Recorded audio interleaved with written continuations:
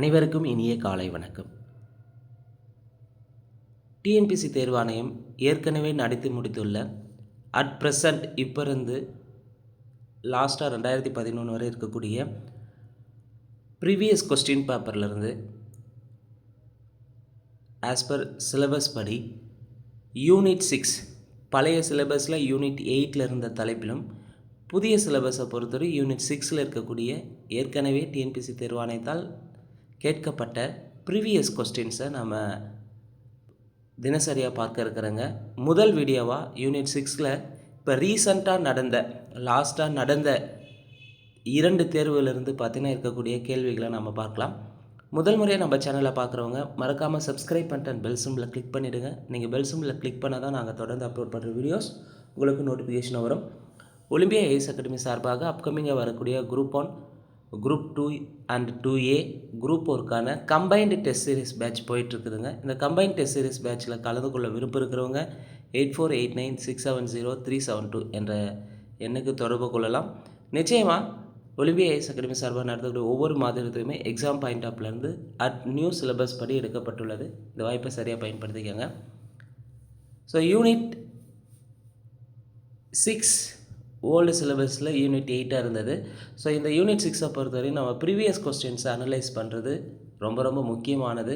எந்த ஏரியாவாக இருந்தாலும் அது ரிலேட்டடான ப்ரீவியஸ் கொஸ்டின்ஸை தினசரியாக நம்ம பார்க்கும்போது அதில் கூடுதலான மதிப்பெண்கள் பெறுவதற்கும் எந்தெந்த ஏரியாவை இன்னும் நம்ம கம்ப்ளீட் பண்ணாமல் இருக்கிறாங்கன்றதையும் தெரிஞ்சு கொள்வதற்கு இந்த ப்ரீவியஸ் கொஸ்டின் ரொம்ப ரொம்ப யூஸ்ஃபுல்லாக இருக்கும். நம்முடைய வெற்றியை எளிதாக்குவதில் previous questions very very important. முதல் கேள்வி, திருவள்ளுவர் சிலையின் வெள்ளி விழா கொண்டாடப்பட்ட நாள். இது கரண்ட் அஃபேர்ஸ் ரிலேட்டடான கேட்கப்பட்டதா.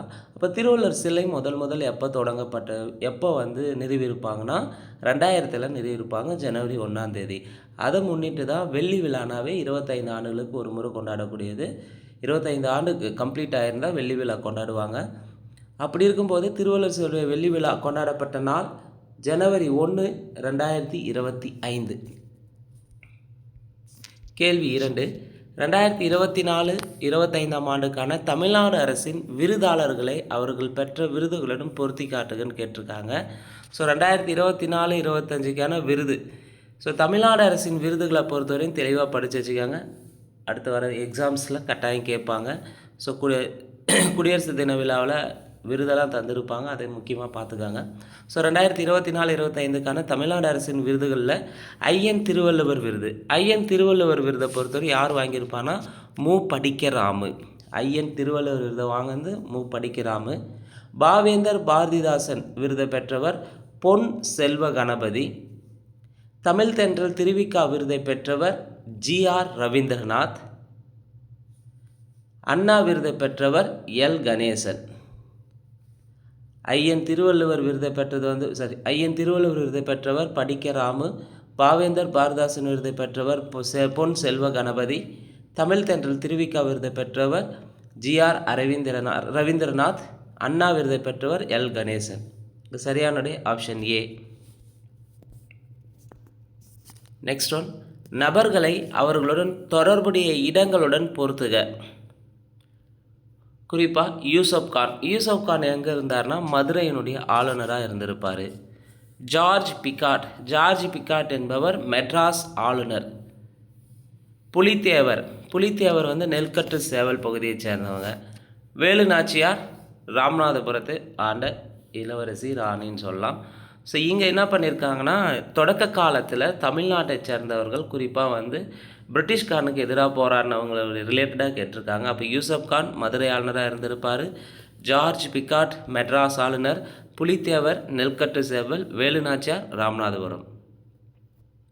அடுத்த கொஸ்டின், முத்துலட்சுமியை பற்றி கேட்குறாங்க. ரிப்பீட்டடாக நமக்கு பார்த்திங்கன்னா நமக்கு doctor Muthulakshmi as per syllabus படி குரூப் 1 குரூப் 4 வரை இருக்குது. ஸோ முத்துலட்சுமி ரிலேட்டடான எல்லா ஸ்கூல் பாயிண்டில் இருக்கக்கூடிய நோட்ஸும் எக்ஸ்ட்ரா பாயிண்ட்ஸையும் நம்ம தெளிவாக படித்து வச்சுக்கலாம். இங்கே என்ன கேள்வினா, கீழ்கண்டவற்றில் சரியான கூற்றை தேர்ந்தெடுக்கணும்னு கேட்டிருக்காங்க. 1, டாக்டர் முத்துலட்சுமி அம்மையார் சென்னை சட்ட மேலவை உறுப்பினராக தேர்வு பெற்றார். 2, சென்னையில் பெண்களுக்கான ஔவை இல்லத்தை முத்துலட்சுமி அம்மையார் தோற்றுவித்தார். 3, பெண்களுக்கு 16 வயதும் ஆடவருக்கு 21 வயதும் திருமண வயதுகளாக அமைய முத்துலட்சுமி அம்மையார் பரிந்துரை செய்தார். இந்திய அரசு இவருக்கு பத்ம விபூஷன் விருதளித்ததுன்னு சொல்லியிருக்காங்க. ஸோ முத்துலட்சுமி தொடர்பாக 4 கூற்றுகள் இருக்குது. இதில் 4 கூற்றுகளில் சரியான கூற்றை தேர்ந்தெடுக்குன்னு கேட்டிருக்காங்க. இப்போ முத்துலட்சுமி அம்மையாரை பொறுத்தவரையும் இவர் சட்டமன்ற மேலவை உறுப்பினராக தான் தேர்ந்து பெற்றார். சரி. 2, சென்னையில் பெண்களுக்கான அவ்வை இல்லத்தை முத்துலட்சுமி அம்மையார் தோற்றுவிச்சிருப்பாங்க. சரி.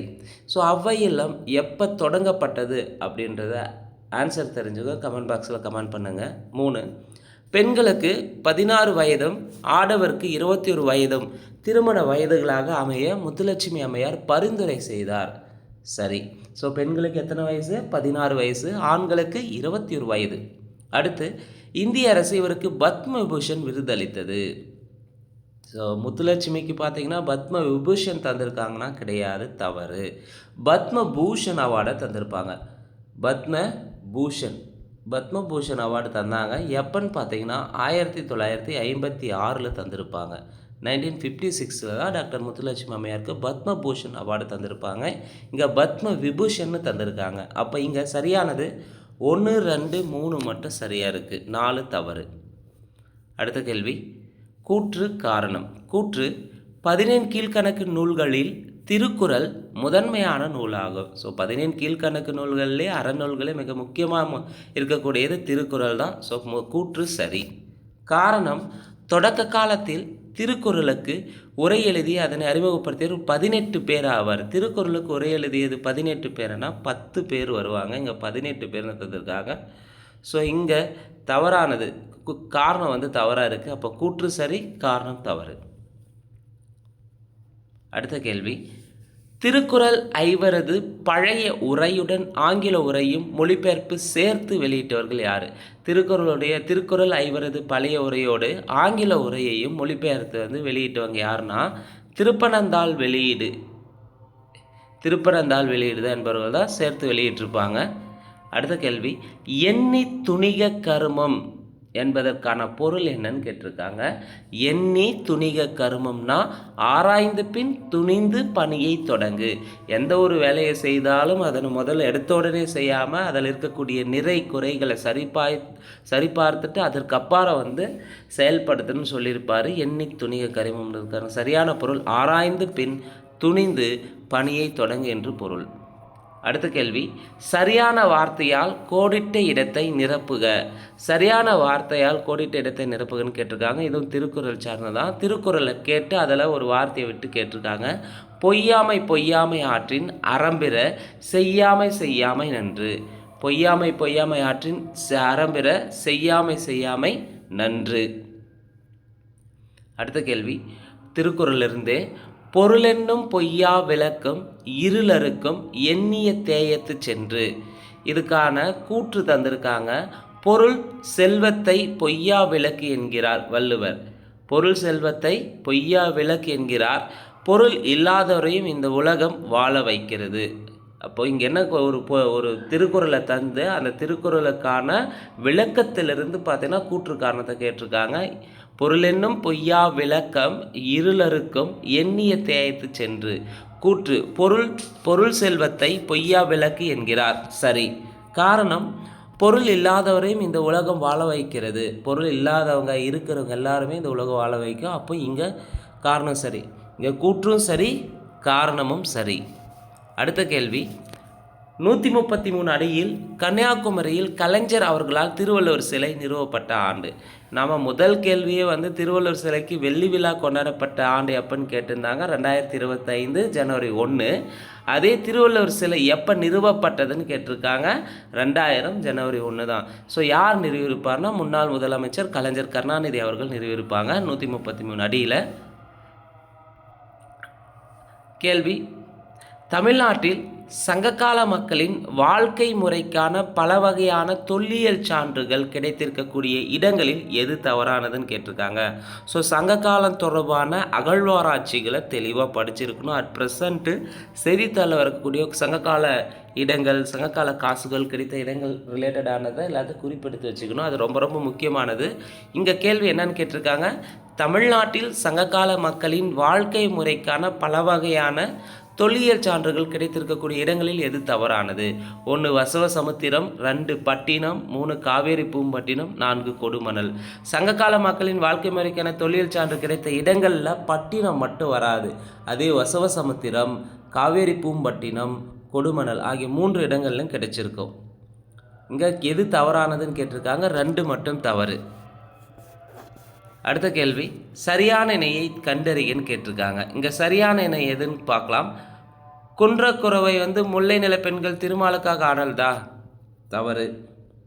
ஆட்சியர் குறவை குறிஞ்சி நில பெண்கள் முருகனுக்காக ஆடல். இங்கே குன்றக்குறவைனா குறிஞ்சி நில பெண்கள் முருகனுக்காக ஆடல்னு வந்திருக்கணும். ஆட்சியர் குறவை என்பது முல்லை நில பெண்கள் திருமாலுக்காக ஆடல். திருமாலுக்காக ஆடிய ஆடல் தான் ஆட்சியர் குறவைன்னு இருக்கணும். 1 2 மாறி இருக்குது.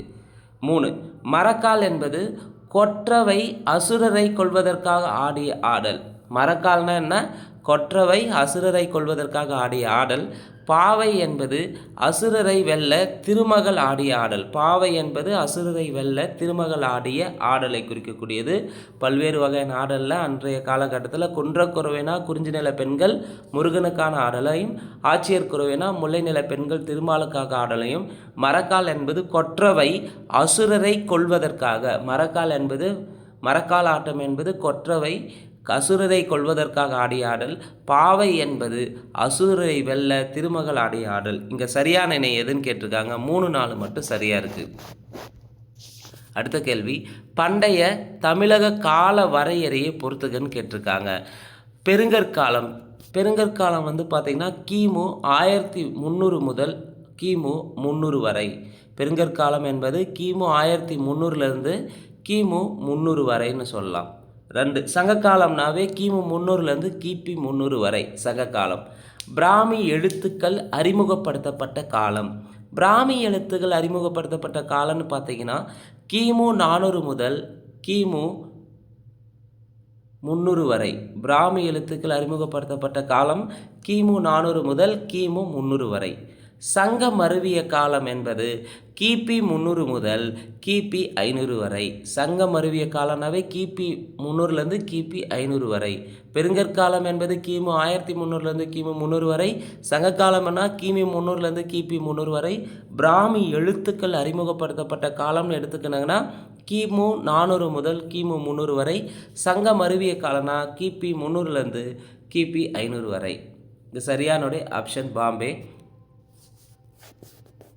அடுத்த கேள்வி, கீழ்கண்டவற்றுள் தீரன் சின்னமலை போர்கள் பற்றிய சரியான கூற்றுகளை தேர்ந்தெடுக்கன்னு கேட்டிருக்காங்க. இப்போ தீரன் சின்னமலை நமக்கு புத்தகத்தில் இருக்குது, 10th புத்தகத்தில் இருக்குது, 8th புத்தகத்தில் இருக்கும். ஸோ தீரன் சின்னமலை பற்றிய போர்கள் என்னென்ன போரில் இவர் கலந்துக்கினார், அதில் எது சரின்னு கேட்டிருக்காங்க. 1 1801ஆம் ஆண்டு காவேரி கரையில் நடைபெற்ற போர். 2 1802ஆம் ஆண்டு ஓடா நிலையில் நடந்த போர். 3 1806இல் நடந்த அரச்சலூர் போர். இதில் தீரன் சின்னமலை பங்கேற்ற போர்கள் இந்த 3 போருமே வரும். ஆனால் இங்கே முதல் 2 சரி. காவேரி கரையில் எப்போ நடைபெற்றதுன்னா 1801 நடைபெற்ற போரில் பங்கேற்றிருப்பார். ஓடா நிலையில் 1802 நடந்த போர் இருக்கும். அடுத்து 1806ஆம் ஆண்டு நடந்த அரச்சலூரில் போரானா கிடையாது.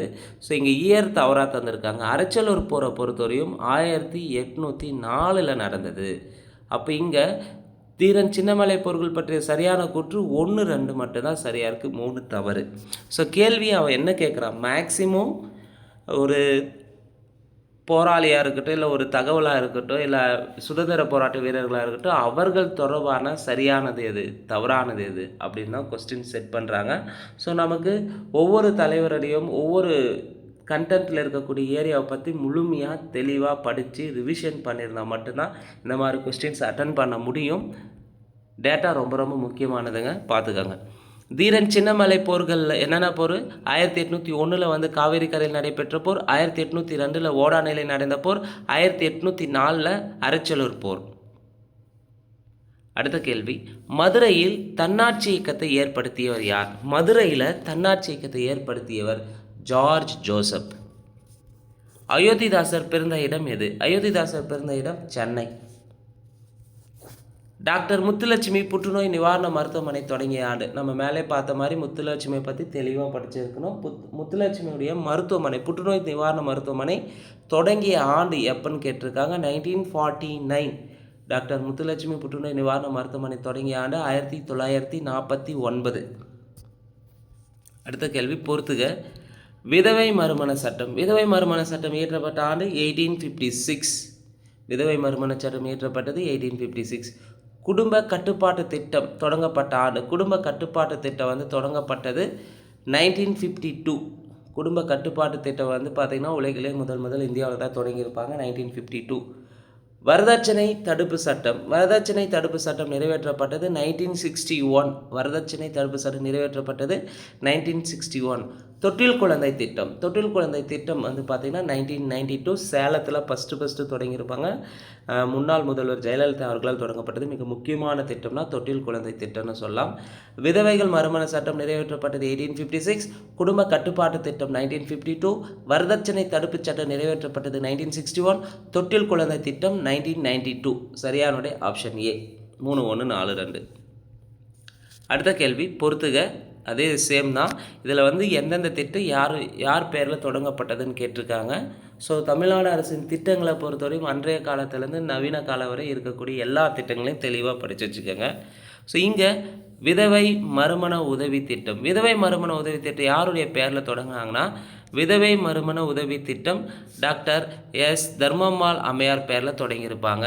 விதவை மறுமண உதவி திட்டம். 2, ஏழை விதவைகளின் மகள்களுக்கான திருமண உதவி திட்டம் யார் பேரில் தொடங்கியிருப்பாங்கன்னா ஏழை விதவைகளின் மகள்களுக்கான திருமண உதவி திட்டம் ஈவேரா மணியம்மையார் பேரில் தான் தொடங்கப்பட்டது. 3, ஆதரவற்ற பெண்களுக்கான திருமண உதவி திட்டம். ஆதரவற்ற பெண்கள்னாவே அன்னை தெரசா தான் இங்கே வருவாங்க. ஆதரவற்ற பெண்களுக்கான உதவி திருமண உதவி திட்டம் அன்னை தெரசா பேரில் தொடங்கப்பட்டது. கலப்பு திருமண உதவி திட்டம்னாவே டாக்டர் முத்துலட்சுமி ரெட்டி. கலப்பு திருமண உதவி திட்டம் டாக்டர் முத்துலட்சுமி ரெட்டி. விதவை மறுமண உதவி திட்டம் டாக்டர் தர்மம்மாள் பெயரிலும், ஏழை விதவைகளின் மகள்களுக்கான திருமண உதவி திட்டம் ஈவேரா மணியம்மையார் பெயரிலும், ஆதரவற்ற பெண்களுக்கான திருமண உதவி திட்டம்னு பார்த்தீங்கன்னா அன்னை தெரசா, கலப்பு திருமண உதவி திட்டம்னாவே முத்துலட்சுமி ரெட்டி. அடுத்த கேள்வி, தமிழ்நாடு முதலமைச்சரின் தாய்மானவர் திட்டத்தின் கீழ் பின்வருவனற்றில் எது இலக்கு வைக்கப்பட்ட குழு அல்ல? ஸோ தமிழ்நாடு முதலமைச்சர் தாய்மானவர் திட்டம், இதில் வந்து எது வராதுன்னு கேட்டிருக்காங்க. தாய்மானவர் திட்டத்தில் யாரெல்லாம் வருவாங்கன்னா ஆதரவற்றவர்கள் வருவாங்க, தனியாக வசிக்கும் முதியவர்கள் வருவாங்க, ஒற்றை பெற்றோர் குடும்பங்கள் வருவாங்க. இங்கே நடுத்தர வருமான குடும்பங்கள் வருவாங்களான்னா வரமாட்டாங்க. அப்போ இங்கே தவறானது எதுன்னு கேட்டிருக்காங்க. ஸோ திட்டங்கள் தொடர்பாகவும் அவன் என்ன பண்ணியிருக்கான், எது தவறானது எது சரியானதுன்னு கேட்குறாங்க. தெளிவாக பார்த்துக்கங்க. அடுத்த கேள்வி கூற்று காரணம். மீண்டும் முத்துலட்சுமி ரெட்டியை பற்றி ஒரு கேள்வி ப்ரீவியஸ் கொஸ்டின்லேருந்து லாஸ்ட்டாக நடந்த 2 எக்ஸாம்லேருந்து மட்டுமே இதை வந்து கேட்டிருக்காங்க. ஸோ கூற்று காரணம். கூற்று, டாக்டர் முத்துலட்சுமி அம்மையார் 1926 இந்தியாவின் முதல் பெண் சட்டமன்ற உறுப்பினரானார். டாக்டர் முத்துலட்சுமி அம்மையாரை பொறுத்தவரையும் 1926 இந்தியாவினுடைய முதல் பெண் சட்டமன்ற உறுப்பினராக தேர்வு செஞ்சாங்க. சரி. காரணம், நீதி கட்சி ஆட்சியில் தான் முதலாக தேர்தல் அரசியல் பெண்கள் பங்கேற்பதை 1921 அங்கீகரிச்சது. ஸோ நீதி கட்சி ஆட்சியில் தான் பெண்கள் வந்து தேர்தலில் பங்கேற்கலாம்னு சொல்லிட்டு அங்கீகரிச்சிருப்பாங்க 1921. அதன் அடிப்படையில் தான் வந்து முத்துலட்சுமி அம்மையார் 1926 முதல் பெண் சட்டமன்ற உறுப்பினர் தேர்வு செஞ்சுருப்பாங்க. இங்கே கூற்றும் சரி, காரணமும் சரி. மேலும் காரணம் கூற்றிற்கான சரியான விளக்கமாகும். அடுத்த கொஸ்டின்ஸ், சரியான இணையை தேர்ந்தெடுக்கன்னு கேட்டிருக்காங்க. என்ன தலைப்புன்னு பார்த்தீங்கன்னா தமிழகத்தில் சங்ககால காசுகள் கிடைத்த இடங்களில் எது சரி. அப்போ தமிழ்நாட்டில் சங்ககால காசுகள் கிடைத்த இடங்கள் தெளிவாக நம்ம படிச்சிருக்கணும். ஸோ தொல்லியல் சார்ந்த தொல்லியல் நிகழ்வுகள் தொடர்பான எல்லா செய்தியுமே மிக மிக முக்கியமானது. இங்கே தருமபுரி, தொப்பூர், சேலம், கன்னியன்கோட்டை, ஈரோடு, முக்கொம்பு, திருச்சி, வெம்பாவூர். ஸோ இது எல்லாமே பிளேசஸ் எல்லாம் கரெக்டாக பொறுத்திருக்காங்க. பட் இதில் எங்கே கிடைச்சிது, சங்ககால காசுகள் கிடைத்த இடங்களில் எது சரின்னா சேலம், கன்னியன்குட்டை, அடுத்து திருச்சி, வெம்பாவூர் ஆகிய இடங்களில் வந்து சங்ககால காசுகள் கிடைத்துள்ளன. ஸோ தமிழ்நாட்டை பொறுத்தவரையும் சங்ககால காசு கிடைத்த இடங்கள்னால் ஒன்று சேலம், கன்னியன்குட்டை, திருச்சி, வெம்பாவூர். சரியான விடை 2 மற்றும் 4. அடுத்த கேள்வி, அணி தொடர்பான ஒரு கேள்வி கேட்டிருக்காங்க. இருப்பு முகம் செறித்த ஏந்தெழில் மறுப்பின் இப்பாடலில் பயின்று வந்துள்ள அணி என்னன்னு கேட்டிருக்காங்க. இருப்பு முகம் செறித்த ஏந்தெழில் மறுப்பின் இப்பாடலில் பயின்று வந்துள்ள அணி வந்து பார்த்தீங்கன்னா ஊமை அணி, சிமிலின்னு சொல்லலாம். கூற்று காரணம், திருக்குறள் தொடர்பான கூற்று காரணம். கூற்று, எல்லா பொருளும் இதன்பால் இல்லாத எப்பொருளும் இல்லை. காரணம், திருவள்ளுவரின் கருத்துக்களில் பல அவர் காலத்தில் நிலவிய கொள்கைகளோடு ஒப்பிடும்போது புதுமையானவை, புரட்சிகரமானவை. இப்போ இங்கே கூற்றும் சரி, காரணமும் சரி, மேலும் காரணம் கூற்றுக்கான சரியான விளக்கமும் ஆகும்.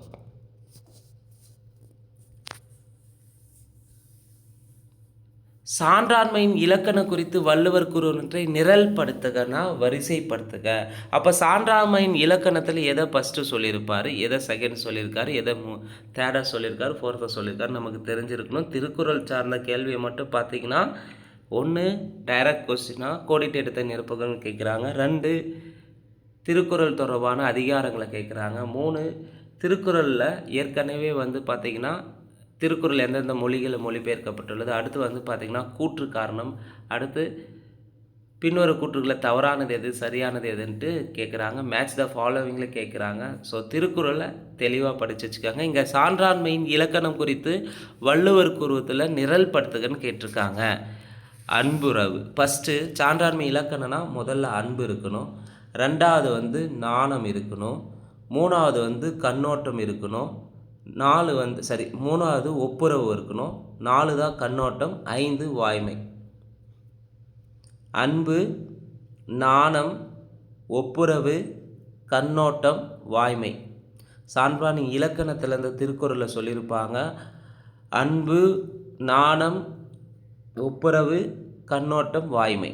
இதுதான் வந்து சரியான நிரல்படுத்துது. வரிசையில் சரியானது ஆப்ஷன் டெல்லி 3, 1, 4, 5, 2. அடுத்த கேள்வி திருக்குறள் சார்ந்த கேள்வி தான் கேட்டிருக்காங்க. சரியான கூற்றினை கண்டறிக. இதுவும் சரியான கூற்று கேட்டிருக்காங்க. 1 திருக்குறளை இந்தியில் மொழிபெயர்த்தவர் அப்பா தீட்சிதர். திருக்குறளை இந்தியில் மொழிபெயர்த்தது யார்? அப்பா தீட்சிதர் தான். சரி. திருக்குறளை ஜெர்மனியில் மொழிபெயர்த்தவர் ஏரியலா? திருக்குறளை வந்து ஜெர்மனியில் மொழிபெயர்த்த ஏரியல், பிரெஞ்சில் மொழிபெயர்த்தவர் ஏரியல் வருவார். அப்போ திருக்குறளை ஜெர்மனியில் மொழிபெயர்த்தவர் யாருன்றதை ஆன்சர் தெரிஞ்சவங்க கமெண்ட் பாக்ஸில் கமெண்ட் பண்ணுங்கள்.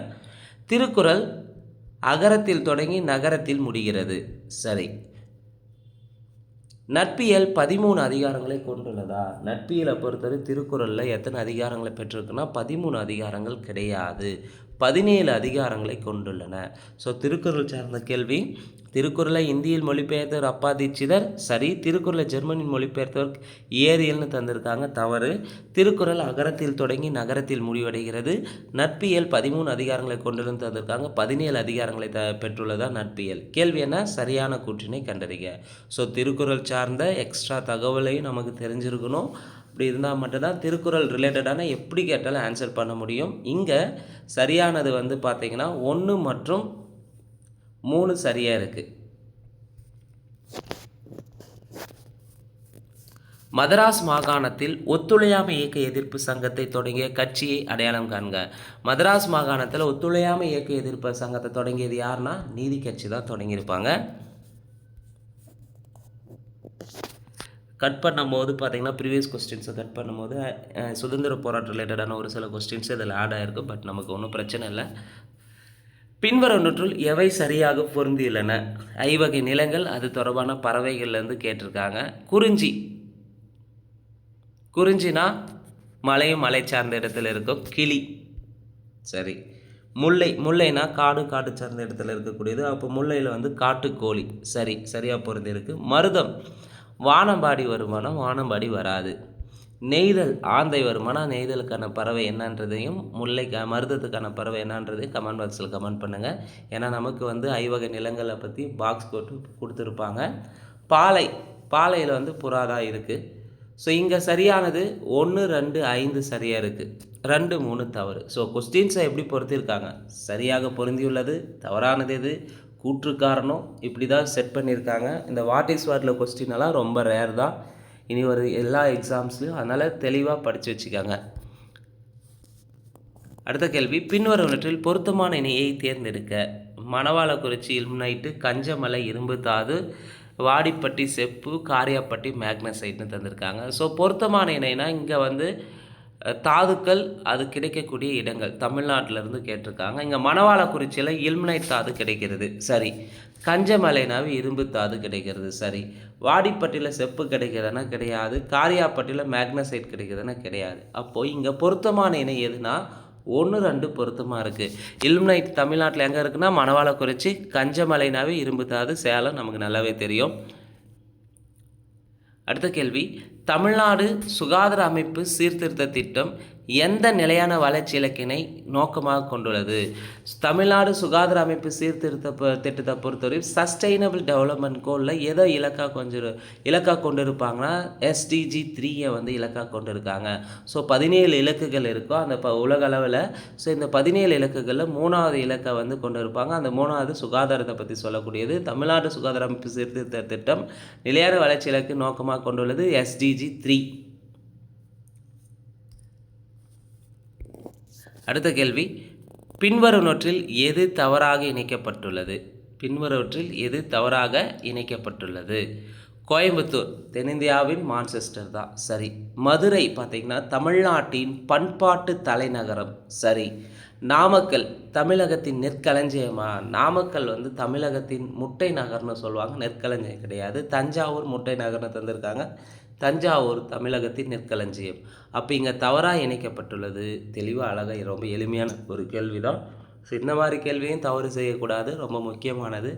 தெரிஞ்ச கேள்வியை சரியாக பண்ணிட்டோங்கனாவே நம்முடைய ரிசல்ட் வந்துடுங்க. ஸோ பெரும்பாலும் ரிசல்ட்டு இந்த 1 மார்க் 2 மார்க் இல்லை 1 கொஸ்டின் 2 கொஸ்டின் போகிறதுக்கான என்ன ரீசன்னா தெரிந்த கேள்வியை தவறு செய்கிறதா. எக்காரணம் கொண்டோ தெரியாத கேள்வியை நீங்கள் 10 ரைட் பண்ணால் கூட, தெரிஞ்ச கேள்வியை ஒரு கேள்வி தப்பு பண்ணால் கூட வந்து பார்த்திங்கன்னா அதற்கு ஈடு இணை கிடையாது. நம்முடைய ரிசல்ட்டை வாங்கிறதுல விரைவாக வெற்றி பெறதில் மிக முக்கியம் என்னென்னா தெரிஞ்ச கேள்வியை எக்காரணம் கொண்டு தவறு செய்யாமல் செய்யணும். அது ரொம்ப ரொம்ப முக்கியமானது.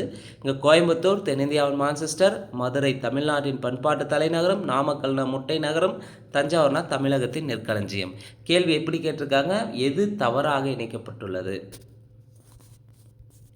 அடுத்த கேள்வி, நூலாசிரியர்களை பொறுத்த சொல்லியிருக்காங்க.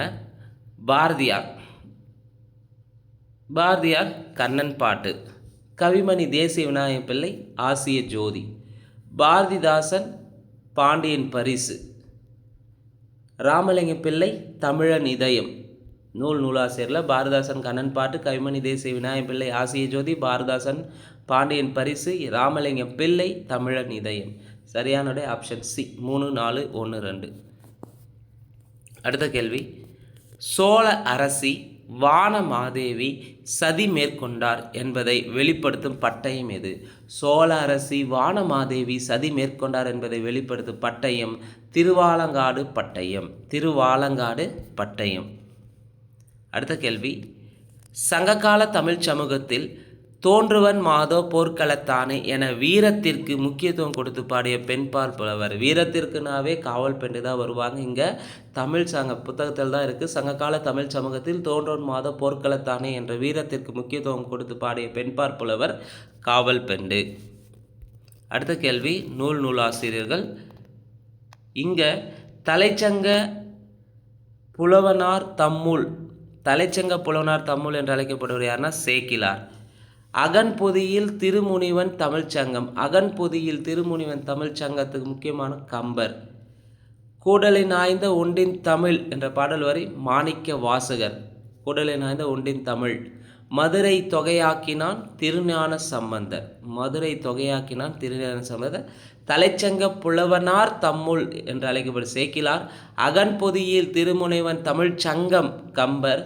கூடலில் ஆய்ந்த ஒன்றின் தமிழ் மாணிக்க வாசகர். மதுரை தொகையாக்கினான் திருஞான சம்பந்தர். சரியான விடை ஆப்ஷன் டெல்லி. 2, 1, 4, 3.